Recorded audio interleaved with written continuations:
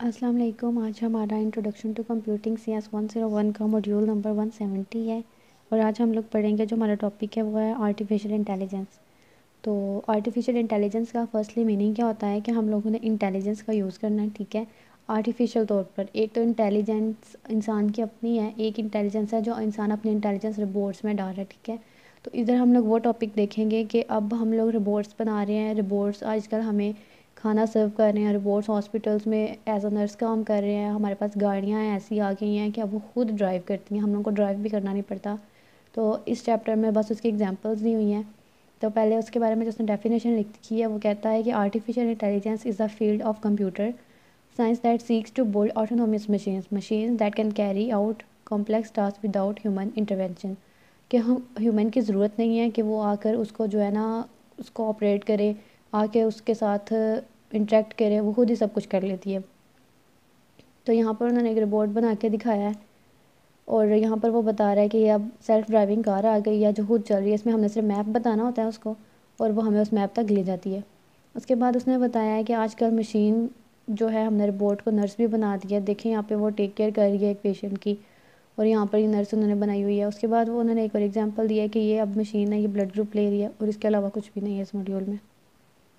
171 module में वो बता रहा है इंटेलिजेंट एजेंट के बारे में। इंटेलिजेंट एजेंट क्या होता है, उसने लिखा है कि an agent is a device that respond to stimuli from its environment. अब वो क्या करती है कि इन्वायरमेंट के ऊपर वो असरअंदाज हो रही है, ठीक है। ये जो एजेंट है वो इन्वायरमेंट के ऊपर असरअंदाज हो रहा है, इस लाइन का सिर्फ ये मतलब है और इसमें कुछ भी नहीं लिखा हुआ उन्होंने, और इसमें कुछ नहीं करना। और इसमें यहाँ पर एक चीज़ आ रही है, in some cases an agents response improve over time as the agent learns.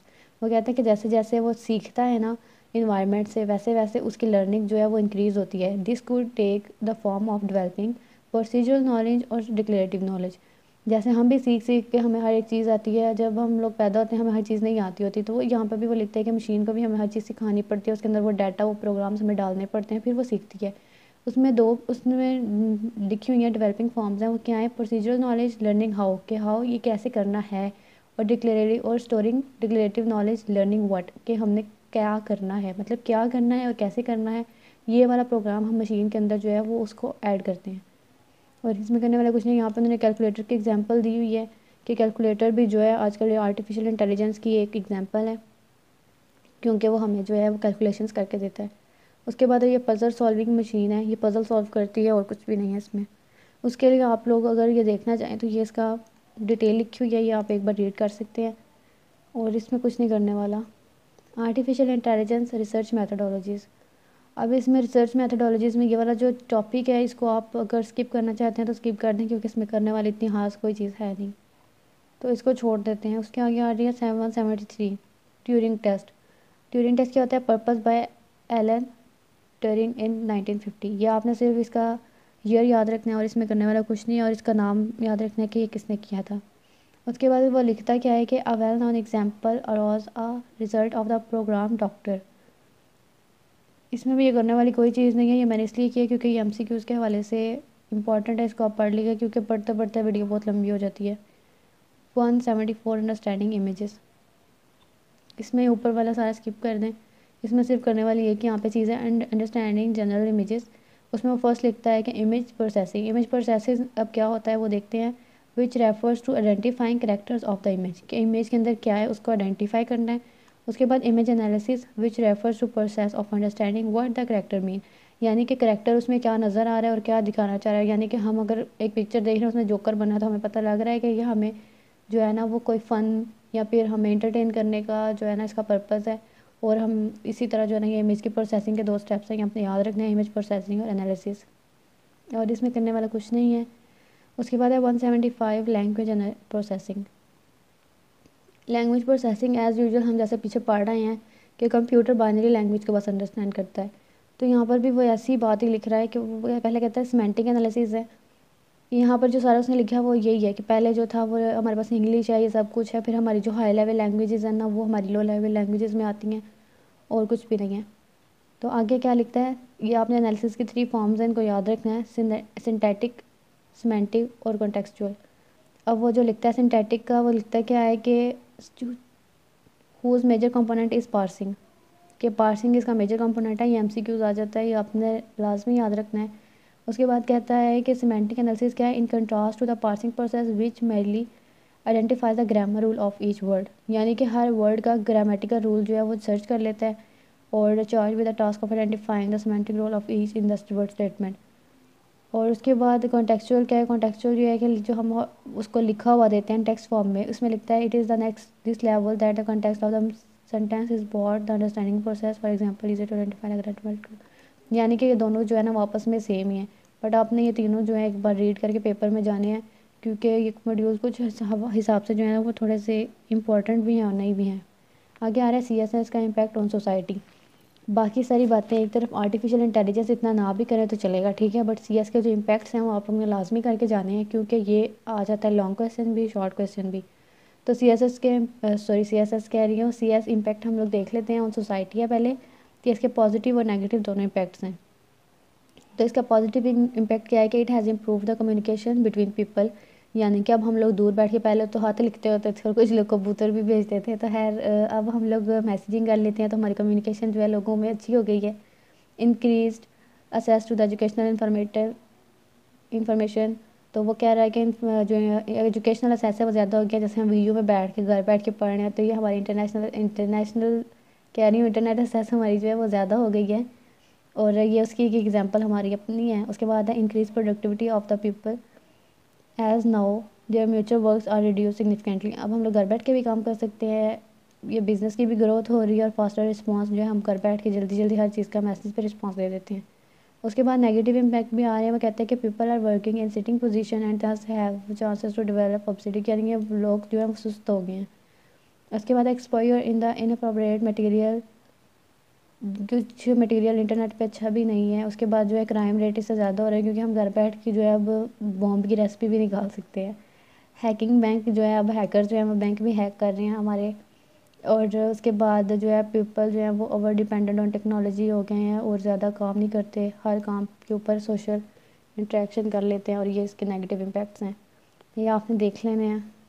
उसके बाद हेल्थ के ऊपर आ रही हैं हमारे इम्पैक्ट्स, उसमें वो कह रहा है कि ऑनलाइन सेंटर्स जो है वो बन गए हैं, हम घर बैठ के कंसर्न कर सकते हैं डॉक्टर्स के साथ, ऑनलाइन अपॉइंटमेंट ले सकते हैं, अपनी रिसीव घर बैठे कर सकते हैं फाइल। उसके बाद हम लोग हॉस्पिटल्स को मैनेज कर सकते हैं इफेंचुअली, और ऑनलाइन हेल्थ टिप्स भी हम ले सकते हैं घर बैठ के, हम डाइटिशियन से ले सकते हैं।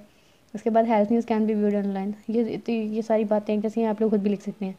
लेकिन वो नेगेटिव इम्पैक्ट भी दे रहा है कि हम लोग अगर ज़्यादा टाइपिंग करते हैं तो हमारी फिंगर्स को और हमारे हाथों में मसला हो सकता है, आई साइट हमारी वीक हो सकती है।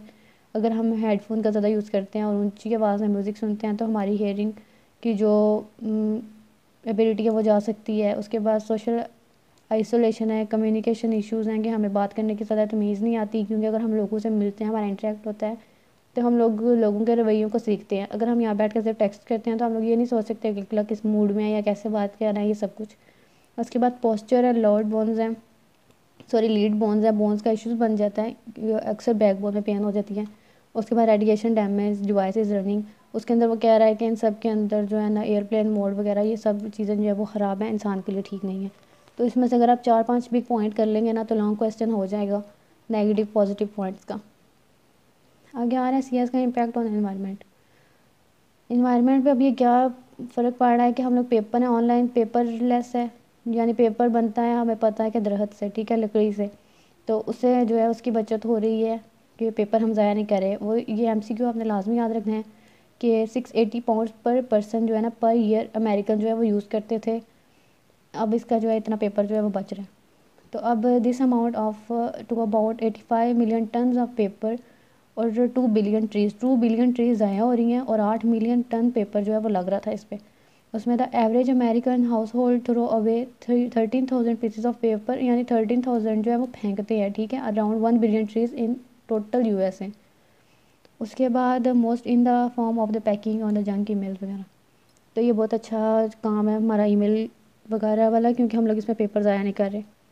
तो आगे हमारा क्या आ रहा है वो देखते हैं। हमारे आ रहे हैं नेगेटिव इम्पैक्ट्स। नेगेटिव इम्पैक्ट्स में क्या करते हैं कि हम लोग वो बता रहे हैं कि ऑफिस में अननेसेसरीली लोग पेज प्रिंट कर रहे हैं और प्रिंट करके फेंक रहे हैं, ठीक है, तो यहाँ पे हमें पता है कि ट्रीज़ से बांध रहा है और वो जो है वो ज़ाया कर रहे हैं इसको। Computers are made up of heavy metals कौन सी हैं, इसमें लेड है, मरकरी है, बेरिलियम है और कैडमियम है और PCB। When thrown away cause paper contamination and air pollution ये बना रहे हैं। उसके बाद ई वेस्ट यानी कि electronic waste is sent developing countries extract material this electronic such as gold silver और कॉपर का भी लॉस हो रहा है इसके अंदर। उसके बाद extract them by burning the substances that process releases hazard smoke in the air, यानी हम इसको जला रहे हैं तो हमारी एयर पोल्यूशन है, वो ऊपर वाला पॉइंट उन्होंने थोड़ा सा डिफाइन कर दिया है। उसके बाद कह रहे थे people present around the e waste gain diseases such as skin cancer हो रहा है, ब्रेन का डैमेज हो रहा है, लंग कैंसर बन रहा है और किडनी डिजीजेज भी बन रहे हैं। और usage of energy also increase, और जो है इलेक्ट्रिसिटी वगैरह या एनर्जी वगैरह हम लोग ज़्यादा यूज़ कर रहे हैं इसकी वजह से। तो ये भी इसके इम्पेक्ट्स थे। तो आगे वो बता रहा है हमें एथिकल इश्यूज़। तो अब हम इसको देखते हैं कि एथिकल इश्यूज़ के बारे में वो लिखता है क्या। ये पॉइंट्स मैंने इसलिए डिफाइन नहीं किया क्योंकि ये बहुत कॉमन है, जैसे हम एयर पोल्यूशन वाटर पोल्यूशन पढ़ते थे ना, ये सब कुछ वैसा ही है। तो आपने इसको एक बार रिवाइज़ करके लाजमी जाना है क्योंकि लॉन्ग शॉर्ट मैंने पहले बताया आ सकता है। CS impact ethical issues. Ethical issues अब क्या है, are related to the moral principles और the branch of knowledge dealing with these questions of the ethics and legality are essential in many industries. इसमें एथिक्स में क्या आ जाता है, तरीक़ेकार, तमीज़ और तमद्दन, ये सारी चीज़ें, जैसे doctor, teacher, government official and the business people, हर चीज़ का प्रिंसिपल है, हर चीज़ के लिए एक मैनर बना हुआ है, ठीक है, हर चीज़ के एथिक्स हैं, तरीक़ाकार हैं, उसके अंदर जो है सारे काम होते हैं। तो बस वो जिसने ये बताया कि इसके अंदर इश्यूज़ वगैरह आ जाते हैं, जैसे मैंने पहले बताया कि हमें नहीं पता चलता कि क्या हो रहा है क्या नहीं। खैर आजकल सोशल मीडिया का ज़माना है, हर कोई जानता है कि कौन से इश्यूज़ आते हैं। आगे आ रहा है प्राइवेसी। जैसे प्राइवेसी हम सबको पता है, हम प्राइवेट अकाउंट्स बनाते हैं, तो इसमें भी वैसे लिखता है कि most peoples have their personal data spread throughout the digital world, कि हम लोग अपनी पिक्चर्स या अपना कोई भी डाटा जो है वो थ्रू आउट द वर्ल्ड जो है वो डिजिटल वर्ल्ड में स्प्रेड कर रहे हैं। Even things have been secure such as email, private accounts can be accessed by unlimited source. अगर हम लोग का प्राइवेट मतलब ये चीज़ की प्राइवेसी ना हो, हमारा जीमेल अकाउंट सबको शो हो रहा है या हमारी ये सारी चीज़ें सबको शो हो रही हैं, it is very easy for the hackers to hackers. तो ये चीज़ें जो होती हैं इनकी प्राइवेसी रखना लाजमी होती है, लेकिन कई बार शो भी कर रहे होते हैं, जैसे हमारे बिजनेस अकाउंट्स होते हैं तो हम शो करते हैं, लेकिन फिर भी हम लोगों को इनकी चीज़ों की प्राइवेसी का ख्याल रखना चाहिए। तो हमें प्राइवेसी का पहले ही पता है क्योंकि हम सब लोग इंस्टा फेसबुक पे अवेलेबल हैं। डिजिटल ओनरशिप के बारे में वो लिखता है क्या है कि digital medium have allowed information to flow more freely than before, this exchange of idea comes with a legal and ethical backlash sorry. वो कह रहा है कि टाइम के साथ साथ जो है ना इन्फॉर्मेशन का फ्लो बहुत ज़्यादा पहले से जो है ना वो फ्री हो रहा है, और the exchange of idea comes with a legal और एथिकल बैकलैश सॉरी, फिर मैं वर्ड गलत पढ़ी हूँ। तो वो कहता है कि जैसे जैसे टाइम इन जो है वो आगे जा रहा है, टेक्नोलॉजी जो है वो डेवलप होती जा रही है, तो जो है ये सारी चीज़ें करना बहुत आसान है, ठीक है। उसके बाद हर चीज़ ज़्यादा सिक्योर होती जा रही है। डाटा गैदरिंग है on some levels, everyone knows their online lives are monitor. तो हमारी हर चीज़ मॉनिटर हो रही है। हम लोग पीछे पढ़ रहे थे कि हमारी कोई ऐसा काम नहीं है जो हम बैठ के करें, हर चीज़ जो है वो मॉनिटर हो रही होती है। जैसे हम लोग एजेंट्स वाला पढ़ के आए थे कि वो हर चीज़ हैक कर रहे होते हैं, वो बम स्टोरी जो हम पढ़ रहे थे पहले मिड टर्म में, तो ये सारा वही है। आगे आ रहा है कि software license and the information privacy. Software license typically provide end users with the right to one or more copies of the software without violation copyright। ये कॉपीराइट है। सॉफ्टवेयर लाइसेंस हम पढ़ के आए थे, लाइसेंस हम लोग अलाउ करते हैं लोगों को कि आप हमारा सॉफ्टवेयर इतने टाइम के लिए यूज़ कर सकते हैं। तो ये मैं बस पिछला जो है वो आपको एक बार रिवाइज़ करवा रही हूँ। टिपिकली इसके अंदर ये अंदर जो चीज़ लिखी है ये कॉपीराइट की डेफिनेशन है। कॉपीराइट होता है क्या है कि हमारा मेरा मैं अगर यहाँ पे बैठ के यूट्यूब का चैनल चला रही हूँ, ठीक है, मेरा अपना मैं वीडियो खुद अपनी रिकॉर्ड कर रही हूँ, मेरी अपनी वॉइस है, तो अगर ये कोई बंदा यूज़ कर रहा है तो मैं उसको कॉपीराइट दे सकती हूँ कि इसने मेरा डाटा जो है वो चोरी किया है, ठीक है। तो अक्सर आ रहा होता है कि कुछ लोग किसी का डाटा उठा लेते हैं, किसी का ब्लॉग उठा लेते हैं, तो ये सारी चीज़ें जो है ना उसके नीचे कॉपीराइट इश्यूज़ हम लोग देखते हैं। अगर मैंने किसी का उठाया होता तो मेरा कॉपीराइट इशू आता। तो वो बस इसकी एक ही एग्जांपल है। या फिर आप ऐसे कह लें कि हम लोग सॉफ्टवेयर्स बना रहे हैं, ठीक है, मैं सॉफ्टवेयर बना रही हूँ, मेरे साथ मेरी कोई दोस्त है या मेरा कोई दोस्त है वो बना रहा है, तो वो मेरा सॉफ्टवेयर है, मेरे से पूछे बगैर किसी को बेच देता है, तो मैं कॉपीराइट इशूज़ लगाऊंगी। तो आगे चलते हैं। इन्फॉर्मेशन प्राइवेसी है कि इन्फॉर्मेशन की प्राइवेसी लगानी है। चिल्ड्रन ऑनलाइन प्राइवेसी, अच्छा ये प्राइवेसी आप लोग खुद पढ़ लीजिएगा, मैं ये बताती हूँ कि ये जो चीज़ें हैं ना आपने ये वाली जो इनकी एब्रीवेशन है वो लाजमी याद करनी है। एब्रीवेशन CS 101 में तो मोस्टली इंपॉर्टेंट हैं सब, ठीक है, लेकिन आपने ये चिल्ड्रन ऑनलाइन प्राइवेसी प्रोटेक्शन का एक्ट है, इसमें क्या था ये आपने याद रखना है। ये भी एक्ट है, ये भी याद रखना था, ये भी प्राइवेसी एक्ट है, ये भी याद रखना था। इन एक्ट्स को आपने लाजमी तौर पर याद करना है और इसके अलावा इसको सिर्फ बुक पर पढ़ना है। आई थिंक वीडियो लंबी हो गई होगी काफ़ी, बट ये कंप्लीट होने वाला है। ये में भी लास्ट वन है, नहीं ये भी काफ़ी पड़ा हुआ है। खैर हम देखते हैं फिर इंटेलेक्चुअल प्रॉपर्टीज़ है, इसको भी आप जो है ना वो स्किप कर दें क्योंकि इसमें पढ़ने वाला कुछ नहीं है, क्योंकि ये पेपर में आता ही नहीं है। आगे आ रहा है C S impact security. Security फिर आ गया है कि हमने अपनी चीज़ें सिक्योर करनी है, तो आगे आ रहा है security also known as cyber security और IP security is the protection of information system from the threat or damage of hardware and the software of the information on them as well as from the disruption and misdirection of services as provide। ये हम लोग अपनी wording में भी लिख सकते हैं कि अपनी जो है हमने इन्फॉर्मेशन को सिक्योर करना है ताकि हैकर्स और ये इसने थेफ्ट का भी वर्ड यूज़ किया हुआ चोरों वगैरह से हमने बचाना है, तो ये सारी चीज़ें जो है ना हम लोगों ने सिक्योर करनी है। आगे ये क्वेश्चन उसने दिया हुआ है what are the concern of computer security. ये भी क्वेश्चन आ सकता है, लॉन्ग शॉर्ट भी आ सकता है, मैं भी 2 पॉइंट पूछ ले। तो यहाँ पर वो लिखता क्या है कि कॉन्फिडेंशियलिटी, इंटीग्रिटी, अवेलेबिलिटी और ऑथेंटिकेशन। तो ये आपने 4 पॉइंट्स इसके लाजमी देख लेने हैं क्योंकि ये बहुत ईजी है, हम ये पीछे पढ़ रहे हैं। कंप्यूटर सिक्योरिटी क्यों इंपॉर्टेंट है? कंप्यूटर की सिक्योरिटी हर लिहाज से इंपॉर्टेंट है क्योंकि हमारा प्राइवेट डाटा है, हमारा अपना, अगर हम बिज़नेस कर रहे हैं, हम प्रोग्राम्स बना रहे हैं, हमारे सॉफ्टवेयर हैं, हमारा बहुत सारा जो काम है वो इसमें पड़ा हुआ है, हमारी पिक्चर्स हैं जो हम नहीं शो करना चाहते, हमारा बहुत सारा डाटा है, तो ये सारा कुछ उसने वही लिखा हुआ है, तो आप लोग इसको एक बार देख लीजिएगा। फायरवॉल हम पीछे पढ़ रहे हैं कि अगर हमारा नेटवर्क, हमारा क्रोम, हमारा इंटरनेट कनेक्टेड है और कोई बंदा जो है वो हमारा इंटरनेट असेस करके, हमारा नेटवर्क असेस करके हमारी जो डाटा है उस फाइल्स वगैरह है वो उसको हैक कर सकता है। तो ये हम पीछे पढ़ रहे हैं, पहले मॉड्यूल में पढ़ के आए हैं, उसके बाद हमने फिर पढ़ा और अब ये फिर आ गया।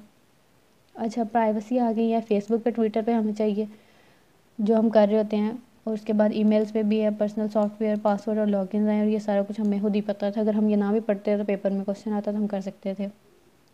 How to handle internet, emails can be encrypted. आजकल हमारा व्हाट्सएप भी इनक्रिप्टेड है और ईमेल्स वगैरह भी। उसके बाद ये सारा कुछ नेटवर्क और प्रॉक्सीज़ हैं, ये भी करने वाली इतनी कोई खास चीज़ नहीं है। एपिक आपने ये बस याद रखना है कि एपिक है क्या, इलेक्ट्रॉनिक प्राइवेसी इंफॉर्मेशन सेंटर। अगर आपने इसके बारे में और पढ़ना है तो आप नीचे वाला पढ़ सकते हैं, अदरवाइज़ ज़रूरत नहीं है।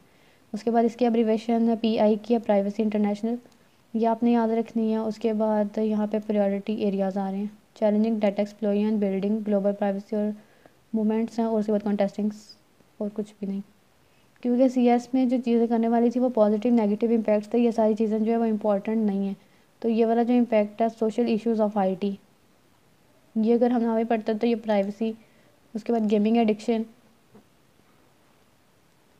उसके बाद यहाँ पर ये आइडेंटिटी थेफ्ट, यहाँ पर अगर ये सब कुछ आ भी जाए ना सोशल इश्यूज़, तो हम लोग जो ऊपर पढ़ के आए हैं ना, हेल्थ का है और इसके बाद एजुकेशन का, ये हम अपने से बना के लिख सकते हैं कि इतना मुश्किल काम नहीं है हमारे लिए, क्योंकि हम यूनिवर्सिटी लेवल के स्टूडेंट्स हैं, छोटे बच्चे तो हैं नहीं। उसके बाद क्या कह रहे हैं, कंटेंट फिल्टरिंग, ईमेल स्पैम और लॉस। अब हम लोगों को पता है कि जो हमारी स्पैम ईमेल्स होती हैं वो स्पैम के फोल्डर में जाती हैं, उसके अंदर फिल्टर्स लगे हैं, वो अलाउ ही नहीं करते कि आप लोगों के जिस जो फाइल्स अच्छी नहीं है उसको अलाउ करें कि हमारे कंप्यूटर में वो काम करे।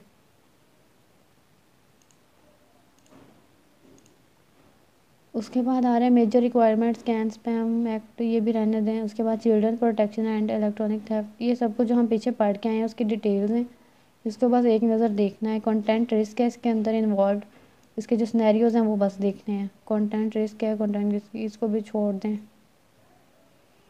एज़ यूजुअल जैसे हर वीडियो का एक टॉपिक होता है कि CS की बुक उन्होंने बहुत लंबी लिखी हुई है लेकिन इसके अंदर पढ़ने वाली कोई चीज़ नहीं है। आगे से जो हम MS वर्ड करेंगे, MS वर्ड बहुत ज़रूरी है, और इसमें जो आपने चीज़ें याद रखनी है, इसकी एब्रीवेशंस याद रखनी है बस, और पॉजिटिव नेगेटिव इम्पैक्ट्स याद कर लेने हैं, इसके अलावा और इसमें करने वाला कुछ नहीं है।